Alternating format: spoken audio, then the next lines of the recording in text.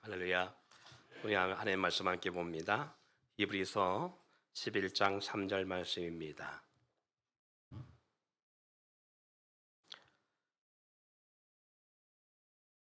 봉독 결례드립니다. 믿음으로 모든 세계가 하나님의 말씀으로 지어진 줄을 우리가 아나니 보이는 것은 나타난 것으로 말미암아 된 것이 아니니라.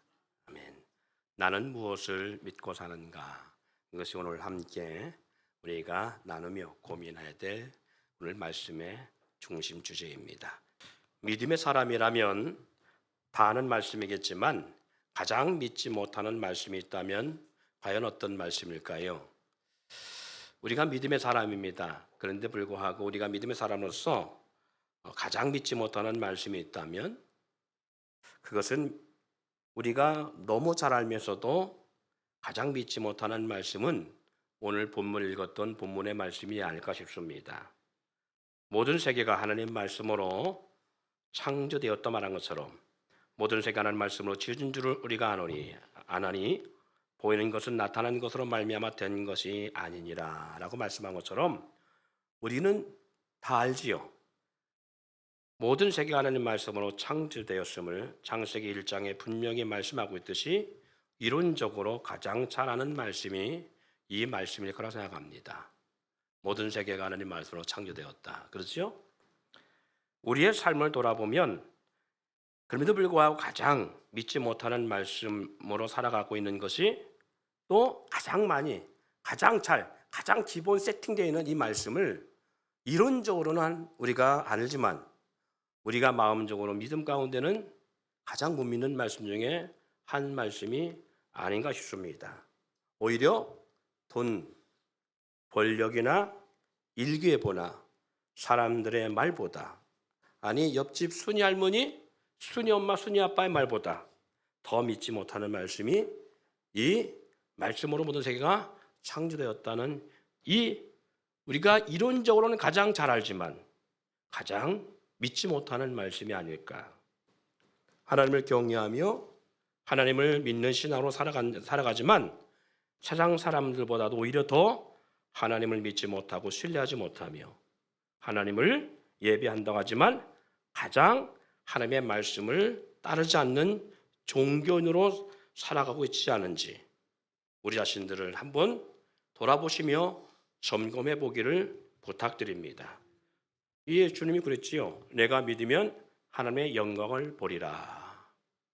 여러분 예수님께서 이 말씀을 왜 하셨겠어요? 어떤 상황에 말씀하시는 줄 아세요? 이 말씀을 하시게 된 동기는 예수님이 나사로의 죽음을 두고 하신 말씀입니다. 이미 죽어 나으시기나 돼서 시신에서 냄새가 나는 상황 속에 있을 때에 네 오라버니의 무덤에 드느냐 그리고 그 막은 돌을 옮겨놓으라 했을 때에 그 누이들이 예수님에게 한 말입니다.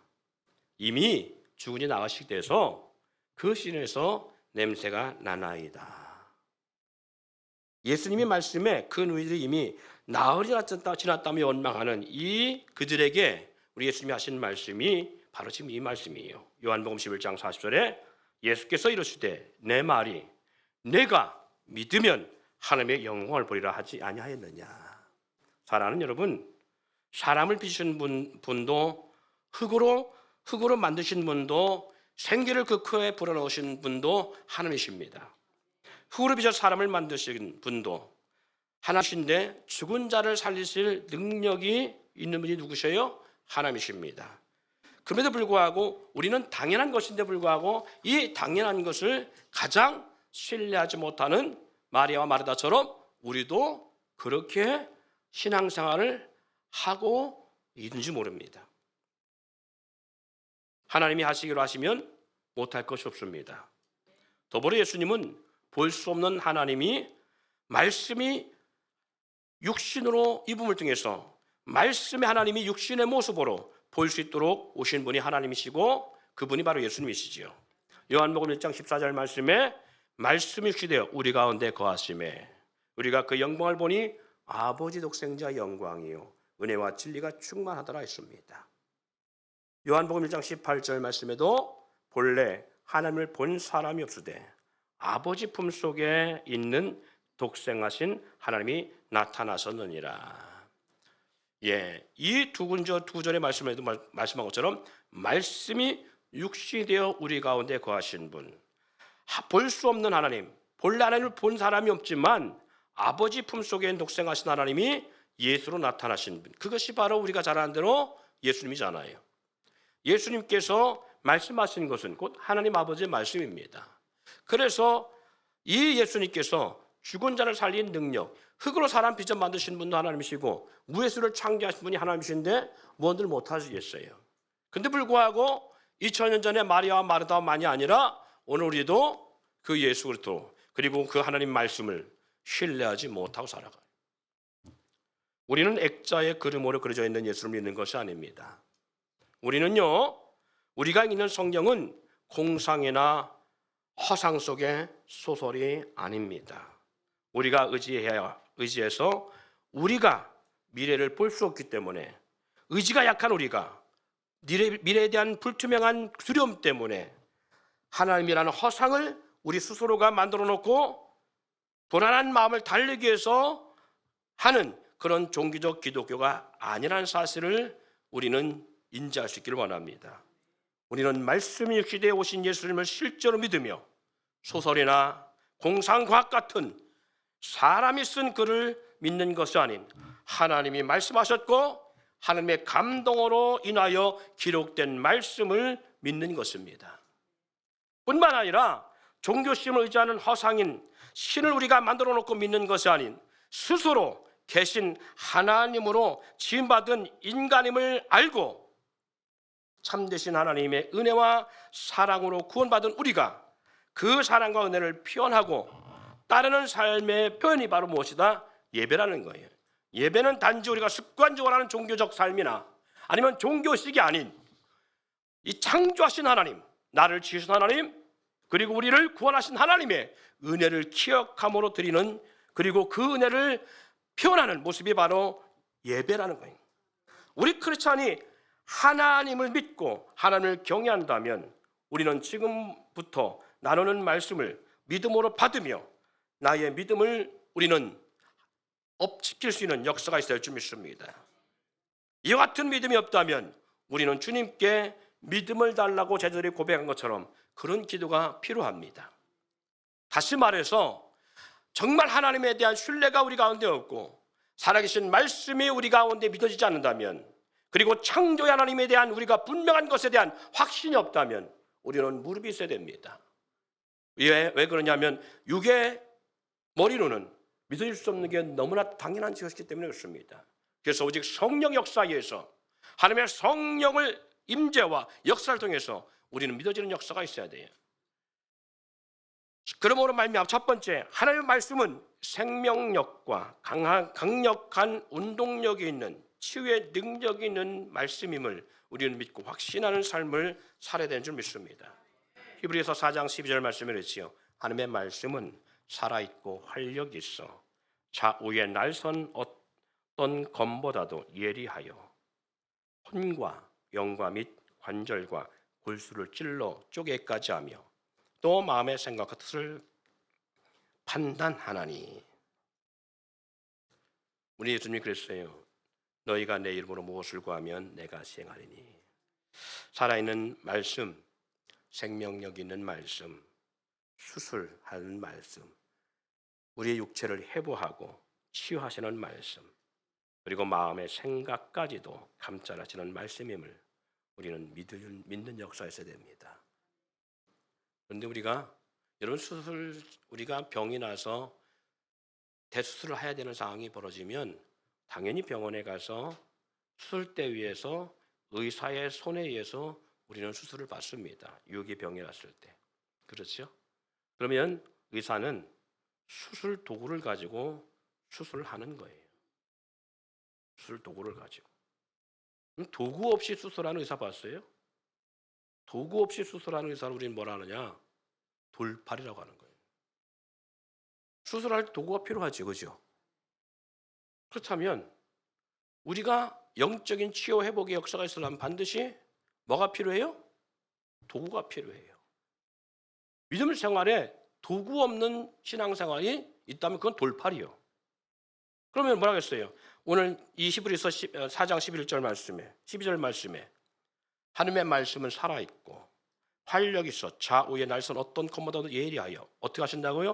혼과 영과 및 관절과 골수를 찔러 쪼개까지 하며 뭐가? 하나님의 말씀이 살아있어서. 그러면 우리의 영적인 육적인 고침과 회복과 치유 역사가 뭘로 이루어진다는 얘기예요? 그렇지, 말씀이라는 도구가 있어야 된다는 얘기예요. 근데 말씀이라는 도구를 제껴놓고 될 수 있다? 아니에요. 그건 돌팔이에요. 우리 신앙생활하면 돌팔이 신앙생활을 하고 있다는 얘기입니다. 자, 한번 물어봅시다. 일주일에 말씀을 보시는 분 매일 얼마 없잖아요. 도구 없이 살아가는 거예요. 도구 없이. 요즘은요, 옛날에는 사람의 기술력으로 다 했어요. 예전에는. 그게 도구 없이도 뭔가 좀 가능했을지 모르지만, 그러나 아무리 사람의 기술력이 뛰어나도 도구 없이 일하는 것은 미련한 것입니다. 요즘은 장비가 반을 합니다. 그렇지요? 장비 없이 일하는 사람은 없어요. 장비가 반을 하는 거예요. 그래서 장비값이 만만치가 않습니다. 아니 뭐 건축을 하든지 뭘 하든지 어떤 일을 하든지 장비가 좋아야 돼요. 장비가. 좋은 장비를 놓고 왜 내 힘으로 뭘 해보려고 하냐고. 이것처럼 일어난 기술자는 없어요. 좋은 장비를 가지고 유능하게 그 일을 처리할 줄 아는 역사가 있어야 되잖아요. 그렇다면 생각해 보세요.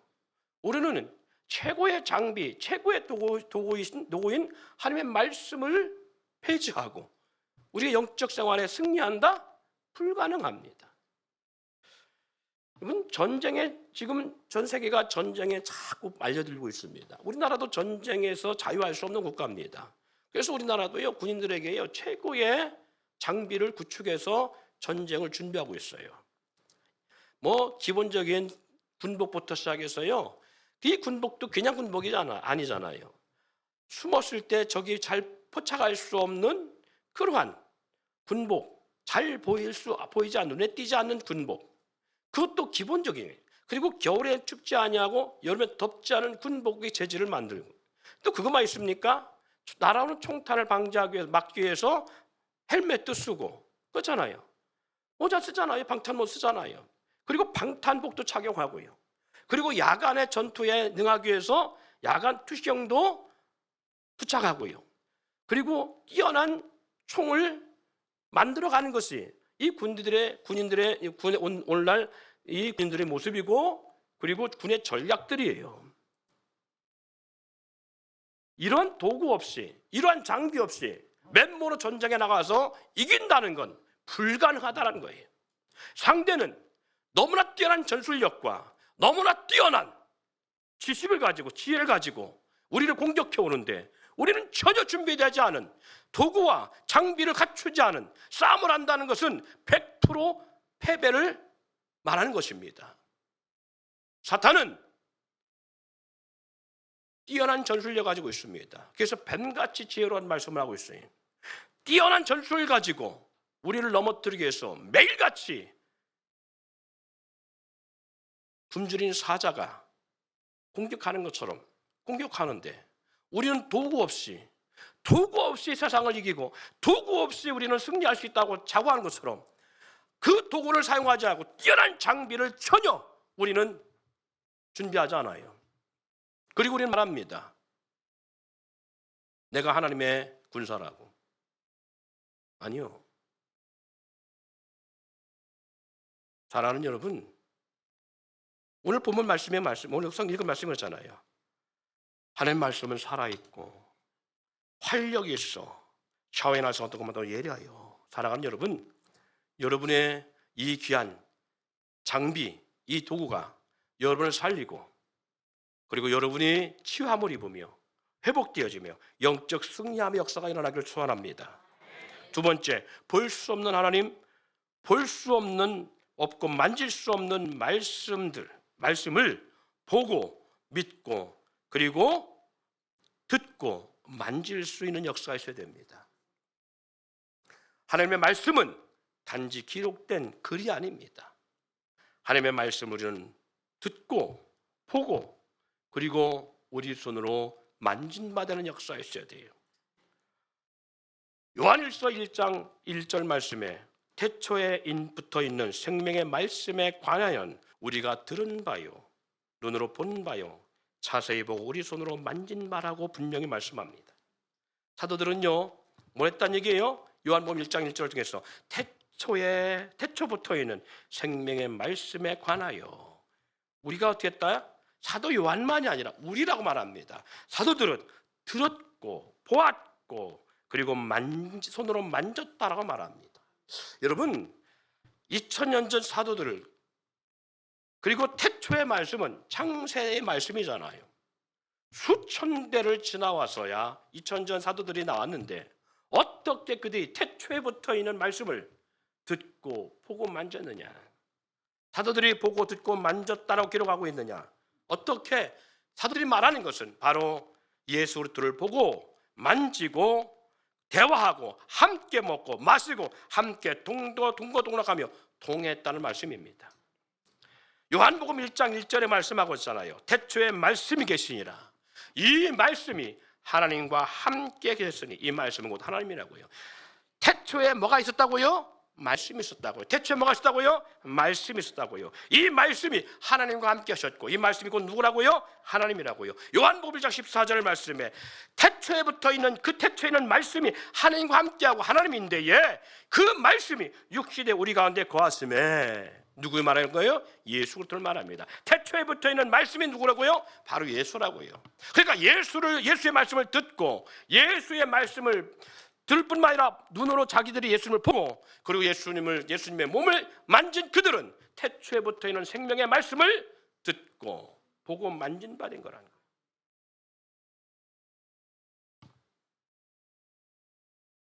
여러분 우리에게 보여주는 모든 것들 가시세계나 비가시세계나 모든 것들은요 그냥 주어진 것들이 아닙니다. 모든 것은 말씀으로 인하여 존재하고 있다는 사실을 아시기 바랍니다.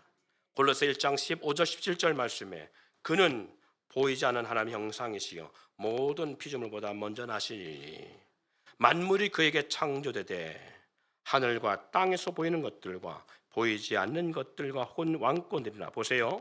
하늘과 땅에서 보이는 세계, 가시세계, 보이지 않는 것들, 비가시세계 혹은 왕권, 주권들, 통치자들, 권세들 만물이 다 그로 말미암고 그를 위해 창조되었고 또한 그가 만물보다 먼저 계셨고 만물이 그 안에 함께 섰다라고 말합니다. 만물이 그 안에 말씀이 함께 섰다는 거예요. 그러니까 말씀이 없이는 이 세상에 그 어떤 것도 존재할 수 없음을 분명히 말씀합니다.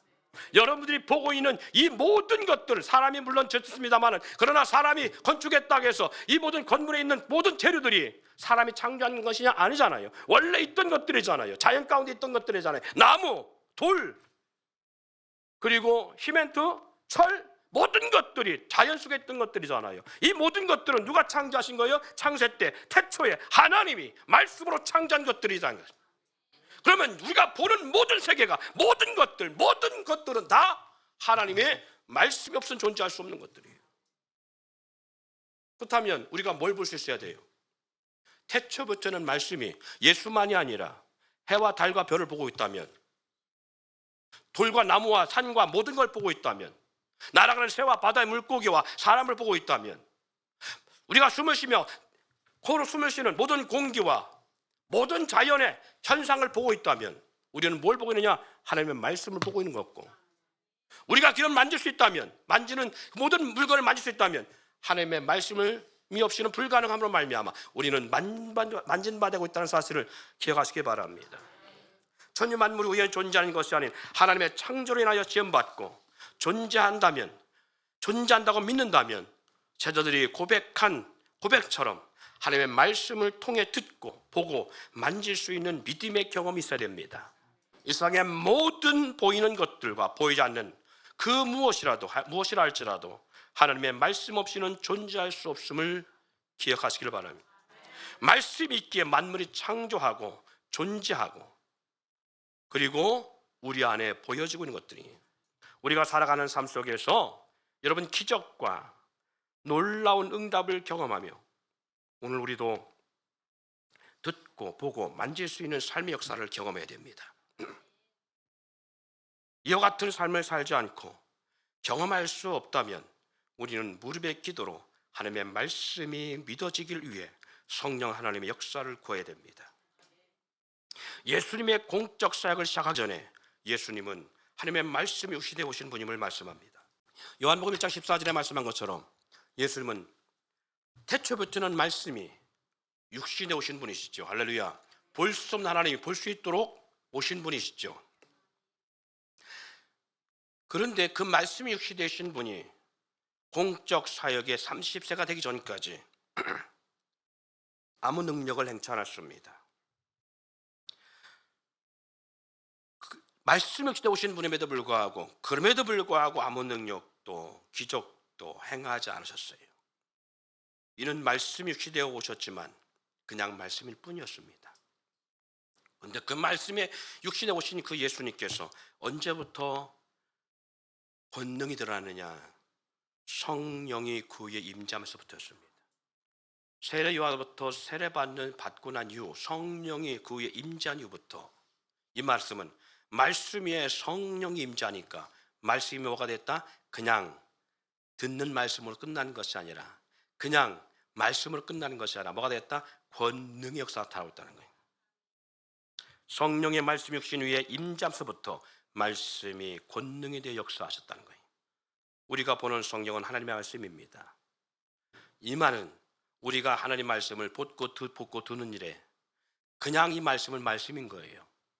그래서 그냥 그 말씀을 그렇구나라 할 수 있습니다. 이론적으로 받아들일 수는 있습니다. 아무 능력이 없는, 아무 능력도 권능도 나타나지 않는 그런 말씀으로 우리 가운데 주어집니다.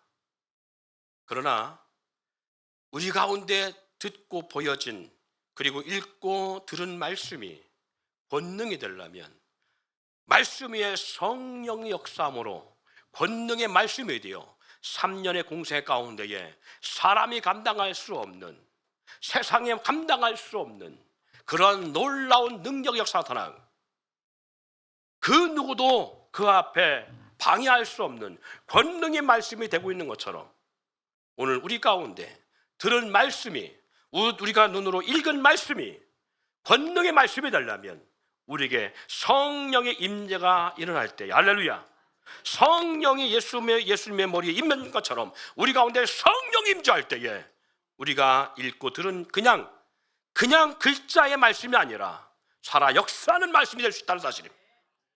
여러분 3년 동안 예수님을 따랐던 제자들에게 아무 능력이나 역사가 일어나지 않았습니다. 왜? 그냥 말씀을 들었기 때문에 그렇습니다. 주님과 함께 하였지만 그들에게는 아무 능력이 나타나지 않았고 예수님이 이적과 기적을 행할 때마다 그들은 저가 누구에 이 같은 일을 행하느냐라고 하며 오히려 의문을 가졌습니다. 그러나 놀라운 것은 오순절 마가다락방에 저들이 함철심으로 기도할 때에 성령이 그들 각 사람 심령이 임할 때에 그들의 삶의 역사는 바뀌기 시작합니다. 이제까지 말씀은 말씀이었으나 그러나 그 후에 오순절 성령을 경험한 저 제자들의 가운데는 그건 말씀이 아니라 권능이었습니다. 하나님의 능력이었습니다.